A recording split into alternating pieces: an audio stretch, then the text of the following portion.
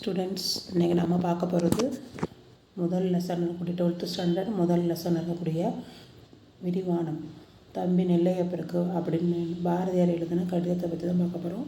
இந்த நூலுக்கு நுழையிறதுக்கு முன்னாடி எப்போவும் இன்ட்ரோ கொடுப்பாங்க இல்லையா, அது மாதிரி தான் கொடுத்துருக்காங்க. இதை ஒரு தடவை சும்மா ரீட் பண்ணி பார்த்துக்கோங்க. ஓகே, இப்போ நம்ம பாரதியார் பற்றி இந்த லெசனில் பாரதியார் நெல்லையப்பருக்கு ஒரு கடிதம் எழுதியிருக்காரு. அதை பற்றி தான் இந்த கடிதம் முழுக்கவே விளக்கம் சொல்லியிருக்காங்க. சரியா, அவர்கிட்ட எப்படியெல்லாம் அவர் கவிதை எழுதணும், இந்த மாதிரிலாம் எதை பற்றிலாம் எழுதணும் அப்படிங்கிறத அவருடைய நெல்லையப்பருக்கு பாரதியார் சொன்னதாக தான் அந்த கடிதம் முழுக்கவே இருக்குது.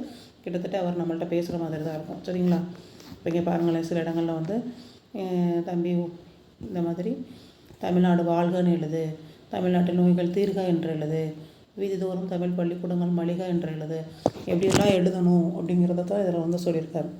சரிங்களா, அந்த தமிழ் பள்ளிக்கூடங்களில் நவீன கலையெல்லாம் பயிற்சி பெறணும்னு எழுது, ஆணும் பெண்ணும் ஓர் உயிர் ரெண்டு தலைன்னு எழுது அப்படின்னு அவருக்கு எடுத்து சொல்லியிருக்காரு. சரிங்களா, இந்த மாதிரி எழுது, அந்த மாதிரி எழுது, இதெல்லாம் வரணும், தொழில்கள் பெருகணும், வியாபாரம் வளரணும், எந்திரங்கள் பெருகணும் அப்படின்னு, உனக்கு இதெல்லாம் கடவுள் கொடுக்கணும், சக்தி கொடு என்று பாடு அப்படின்னு அவரை ஒரு அட்வைஸ் பண்ணுவாங்க இல்லையா, அவருடைய தம்பிங்கிற முறையில் இவருக்கு இதெல்லாம் சொல்லியிருக்காரு. சரிங்களா, இதுதான் அந்த லெசனில், வேறு ஒன்றுமே இல்லை. இதுக்கு அடுத்து நீங்கள் பார்த்தீங்க அப்படின்னா இதுதான் அவர் எழுதின உண்மையான நூல். சரிங்களா, அதோட பிரிண்ட்டு தான் இங்கே கொடுத்துருக்காங்க. இதைத்தான் ஆ பத்மநாபன் அப்படிங்கிறவர் பாரதியின் கடிதங்கள் அப்படின்னு சொல்லி தொகுத்து கொடுத்துருக்காரு. நம்ம நூல்வெளியை பார்த்தோம்னா தெரியும், மகாகவி பாரதி நெல்லையப்பருக்கு எழுதிய கடிதம் தான் இந்த கடிதம். அப்புறம் பாடப்பகுதியில் பார்க்கக்கூடியது ஆ பத்மநாபன் அப்படிங்கிறவர் தான் பதிப்பிச்சிருக்காரு. எப்படி பாரதி கடிதங்கள் அப்படிங்கிற நூலில் இந்த பாடப்பகுதி இடம்பெற்றிருக்கு. கிட்டத்தட்ட பாரதி 15 வயதில் கல்வி கற்க உதவுனாங்க. அந்த உதவி வேண்டி கல்வி கற்க உதவி வேண்டி எட்டயபுரம் அரசருக்கு ஒரு லெட்டர் எழுதுவார். அதில் ஆரம்பித்து அவர் சாகிறதுக்கு முன்னாடி, அதாவது அவர் தான் மறைவிற்கு முன்னர் யாருக்கு எழுதியிருக்காரு, குத்திகேசவர் அப்படிங்கிறவர் தான். அவர் வரைக்கும் அவர் எழுதின கடிதங்கள் எல்லாத்தையுமே பார்த்தோம்னா நம்மக்கிட்ட அவர் நேரடியாக பேசுகிற மாதிரியே தான் இருக்கும் அப்படின்னு சொல்கிறாங்க. அந்த நடை அழகு தான் ரொம்ப ரொம்ப சிறப்பு பாரதியாரை பொறுத்த வரைக்கும் அப்படின்னு சொல்கிறாங்க. அப்போ வாசிச்சு பாருங்களேன். அதுக்கடுத்து பாரதியாரோட 7 வருஷம் இளமையானவர் யார் அப்படின்னா பரளி சு நெல்லையப்பருக்கு 7 வருஷம் இளமையானவர். அவருடைய அவர் பாரதி தன்னுடையது அருமையான தம்பியாக நினச்சி தான் அவர்கிட்ட அன்பு கட்டியிருக்காரு. ஸோ அந்த பாரதியின் கடிதங்கள் மேலும் அவரை நன்றாக புரிந்து கொள்ள துணை புரிகின்றன. அதை ரீட் பண்ணி பார்க்கல தெரியுதுல, இதுதான் அதில் கொடுத்துருக்க நூல்வெளி. பார்த்தீங்கன்னா ஒரு தடவை ரீட் பண்ணிடலாமா. மகாகவி பாரதி நெல்லையப்பருக்கு எழுதிய கடிதம் ஆ பத்மநாபன் பதிப்பித்த பாரதி கடிதங்கள் எனும் நூலில் இடம்பெற்றிருக்கிறது. பாரதி 15 வயதில் கல்வி கற்க உதவி வேண்டி எட்டயபுரம் அரசருக்கு எழுதிய கவிதை கடிதம் முதல் அவர்தம் மறைவிற்கு முன்னர் குத்திகேசவருக்கு எழுதிய கடிதம் வரை அனைத்தும் நம்மிடம் பேசுவது போல இருப்பதே அவருடைய நடைச்சிறப்பு. பாரதியாரை விட 7 ஆண்டுகள் இளையவரான பரளி சு நெல்லையப்பரை பாரதி தன்னுடைய தம்பியாகவே கருதி அன்பு காட்டி வந்தார். பாரதியின் கடிதங்கள் மேலும் அவரை நன்றாக புரிந்து கொள்ள துணை புரிகின்றன. இதுக்கு அடுத்து நம்ம பார்த்தோம் அப்படின்னா பாரதியாரை பற்றி நம்ம பார்க்க போகிறோம். அது நெல்லையப்பர், அவருக்கு என்ன ரிலேஷன் அப்படிங்கிறத மாதிரி சொல்லியிருக்காங்க. பரளி சு நெல்லையப்பர் அப்படிங்கிறவர் யாருன்னா ஒரு விடுதலை போராட்ட வீரர். சரிங்களா, பரளி சு நெல்லையப்பர் யாருன்னா ஒரு விடுதலை போராட்ட வீரர், ஒரு கவிஞர், ஒரு எழுத்தாளர், மொழிபெயர்ப்பாளர், இதழாளர், பதிப்பாளர் என பன்முகம் கொண்டவர். சரிங்களா, அதாவது அவர் ஒரு கவிஞராக இருந்திருக்காரு, எழுத்தாளராக இருந்திருக்காரு, டிரான்ஸ்லேட் பண்ணுறவராக இருந்திருக்காரு, எல்லாமே இருந்திருக்காங்க. சரிங்களா, இப்போ பாரதியினுடைய கண்ணன் பாட்டு, நாட்டுப்பாட்டு, பாப்பா பாட்டு, அப்புறம் முரசு பாட்டு, இதெல்லாம் பதிப்பிச்சிருக்காரு பரளி சு நெல்லையப்பர். சரிங்களா, அப்போ என்ன சொல்கிறாங்க, அவர் ஒரு விடுதலை போராட்ட வீரர்னு சொல்லிட்டாங்க. அவர் ஒரு கவிஞர், எழுத்தாளர், மொழிபெயர்ப்பாளர், இதழாளர், அவர் ஒரு பதிப்பாளர் அப்படின்னு பல முகம் இருக்குதுன்னு சொல்லிட்டாங்க. பாரதியார் எழுதிய கண்ணன் பாட்டு, நாட்டுப்பாட்டு, பாப்பா பாட்டு, இந்த முரசு பாட்டு இதெல்லாம் பதிப்பிச்சிருக்காருன்னு சொல்லியிருக்காங்க. அதுக்கடுத்து பாரதி நடத்திய இதழ்கள் பார்த்தோம்னா சூரியோதயம், கர்மயோகி, இது 2லேயும் அவர் ஒரு துணை ஆசிரியராக இருந்திருப்பார். லோகோபகாரி, தேசபக்தன், இது 2 துணை ஆசிரியராக இருந்து டீச்சராக இருப்பார், அதாவது ஆசிரியராக மாறி இருப்பார். சரியா, துணை ஆசிரியராக இருந்தாருன்னு சொல்லி கேட்டாங்கன்னா சூரியோதயம், கர்மயோகியில் மட்டும்தான் அவர் இருந்திருக்காரு.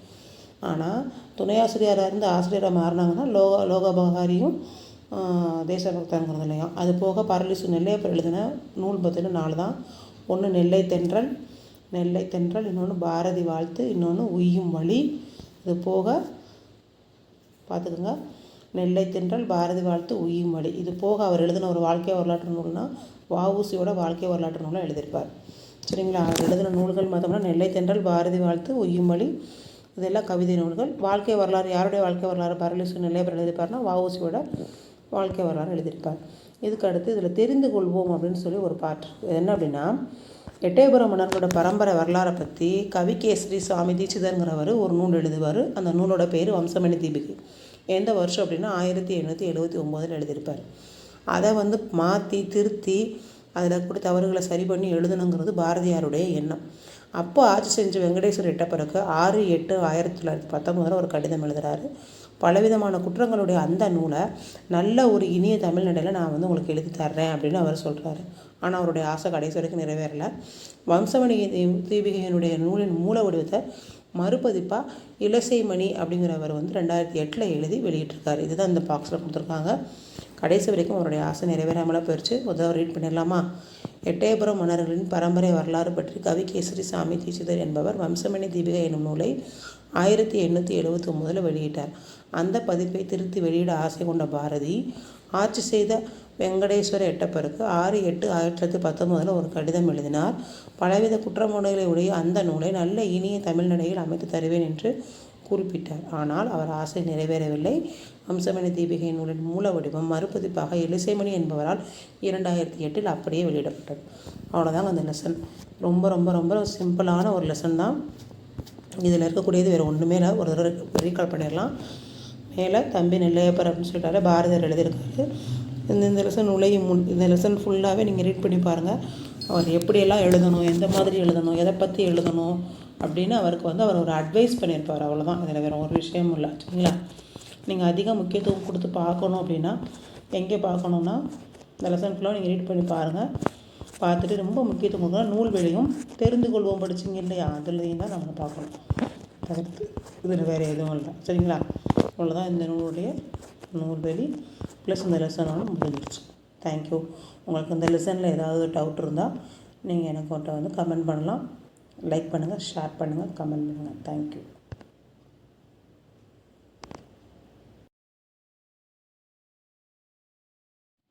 தம்பி நெல்லையப்பருக்கு அப்படின்னு பாரதியார் எழுதின ஒரு கடிதத்தை பற்றி தான் நம்ம இங்கே பார்க்க போகிறோம். இந்த லெசனை நான் உங்களுக்கு ரீட் பண்ணி காட்டுறேன். அப்படியே பாருங்கள். உறவுக்கு, அறிவுறுத்தலுக்கு, வேண்டுதலுக்கு, வணிகத்திற்கு என்ற கடிதங்கள் எழுதுகையில் அவற்றின் மொழியாட்சி மாறுபடுகிறது. கதை வடிவில் சொல்ல வேண்டியவற்றை வெளியிடும் முறையும் உண்டு. கடிதங்களை இலக்கியமாக்கும் எழுத்தாளர்கள் மொழிக்கு அதன் வழியாக தனி அழகை உருவாக்கி தருகிறார்கள். தனிப்பட்ட எழுதும் கடிதங்களிலும் ஈர்க்கும் மொழியில் அழுத்தமான எண்ணங்களை தந்து அவற்றை பொதுவெளிக்கு உருத்தாக்குபவர்களும் இருக்கின்றார்கள். காலத்தின் குரல்களான அக்கடிதங்களின் மொழி வேறுபடுகிறது. அதாவது அந்த காலத்தில் நடந்த எந்த விஷயமே நம்ம கடிதங்கள் மூலமாக தான் நமக்கு தெரியும். இப்போ ஆனந்தரங்கர் நாள் குறிப்பெலாம் பார்த்திங்கன்னா அது மாதிரி தான். அப்போ இது மாதிரி நடந்துச்சு, இந்த மாதிரி இருந்துச்சு, இந்த மாதிரி எழுதியிருந்தாங்க அப்படிங்கிறது நமக்கு ஒரு புதையல் மாதிரி தான். அந்த காலங்கள் நடந்தது நமக்கு தெரியாது இல்லையா? ஸோ இது மாதிரி யாராவது ஒருத்தர் எழுதி கொடுத்துட்டு போகிறது நம்ம தெரிஞ்சுக்கிறிய நிறைய விஷயங்கள் நம்மளால் தெரிஞ்சுக்க முடியுங்கிறத தான் அதில் சொல்ல வராங்க. இப்போ அது எங்கேருந்து எழுதியிருக்காரு அப்படின்னா, புதுச்சேரியிலேருந்து 19 ஜூலை 19ஆம் தேதி 1915 அவர் நெல்லையப்பருக்கு எழுதியிருக்காரு. ஒரு தடவை ரீட் பண்ணிடலாமா அந்த லெசனை?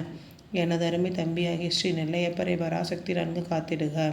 தம்பி, மாதத்துக்கு மாதம், நாளுக்கு நாள் நினது அறிவு மலர்ச்சி பெற்று வருவதை காண்கின்றேன். நினது உள்ள கமலத்திலே பேரறிவாகிய உள் ஞாயிற்றின் கதிர்கள் விரைவிலே தாக்கி நினக்கு நல்லின்பம் உண்டாகும் என்றே கருதுகிறேன். நெஞ்சம் இலகி விரிவெய்த அறிவிலே சுடர் ஏறுகிறது. நம்மிலும் எளியாருக்கு நாம் இறங்கி அவர்களை நமக்கு நிகராக செய்துவிட வேண்டுமென்று பாடுபடுதலே நாம் வலிமை பெறுவதற்கு வழியாகும். வேறு வழி இல்லை. என்ன சொல்கிறாரு? நாளுக்கு நாள், மாதத்துக்கு மாதம் உன்னை பார்க்கையில் உன்னுடைய அறிவு வளர்றதை பார்க்கும்போது உன்னுடைய உள்ள கருக்கக்கூடிய சூரியன் மாதிரி இருக்கக்கூடிய கதிர்கள் என்ன செய்யுது? எனக்கு ரொம்ப சந்தோஷத்தை தருது. நெஞ்சமே இலகி விரிவெய்த. நம்மளை விட கஷ்டப்படுறவங்களுக்கு, நம்மளை விட இயலாதவங்களுக்கு நம்ம என்ன செய்யணும்? கண்டிப்பாக நாம் செய்யக்கூடிய ஒரு மிகப்பெரிய நன்மைனா இதுதான் அப்படின்னு சொல்கிறாரு.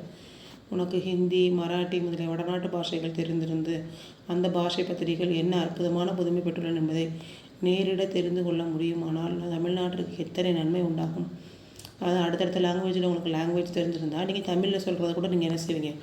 அடுத்த லாங்குவேஜில் சொல்லலாம். அதை தான் சொல்ல வராங்க. அதுக்கடுத்து தமிழ் தமிழ் தமிழ் என்று எப்போதும் தமிழை வளர்ப்பதே கடமையாக வச்சுக்கோ.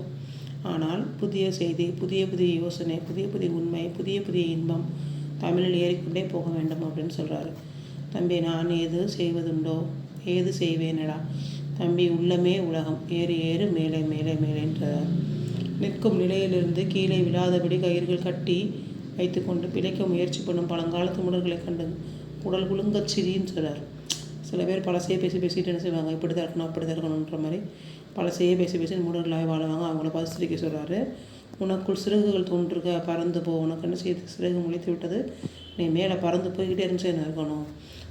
தம்பி தமிழ்நாடு வாழ்க என்று எழுது, தமிழ்நாட்டில் நோய்கள் தீர்க என்று எழுது, தமிழ்நாட்டில் வீதி தோறும் தமிழ் பள்ளிக்கூடங்கள் மலிக என்று எழுது. அவர் இப்படியெல்லாம் எழுதணும்னு அவருக்கு ஒரு அட்வைஸ் பண்ணியிருக்கார். பள்ளிக்கூடங்களிலே தமிழ் பள்ளிக்கூடங்களிலே நவீன கலைகள் எல்லாம் பயிற்சி பெற்று வளர்க என்று எழுது. ஆணும் பெண்ணும் ஓர் உயிரின் 2 தலைகள் என்று எழுது. அவை ஒன்றிலொன்று தாழ்வில்லை என்று எழுது. பாருங்கள் எப்படிலாம் அவர் எழுத சொல்லியிருக்காருன்னு. பெண்ணை தாழ்மை செய்தவன் கண்ணை குத்தி கொண்டான் என்று எழுது. பெண்ணை இழிவுபடுத்தக்கூடாதுன்னு எப்படி சொல்லியிருக்காரு பார்த்தீங்களா. பெண்ணை அடைத்தவன் கண்ணை அடைத்தான் என்று எழுது. தொழில்கள் தொழில்கள் தொழில்கள் என்று கூவு. வியாபாரம் வளர்க, எந்திரங்கள் பெருக, முயற்சிகள் ஓங்குக. சங்கீதம், சிற்பம், எந்திர நூல், பூமி நூல், வான நூல், இயற்கை நூலின் 1000 கிளைகள் இவை தமிழ்நாட்டில் மலிந்திடுக என்று முழங்குகன்னு அவருக்கு இவர் அட்வைஸ் பண்ணியிருக்கார். சரிங்களா. சக்தி சக்தி சக்தி என்ற பாடு தம்பி நீ வாழ்க உனதன்புள்ள பாரதின்னு எழுதி முடிச்சார். சரிங்களா. இதுதான் இந்த லெசன்.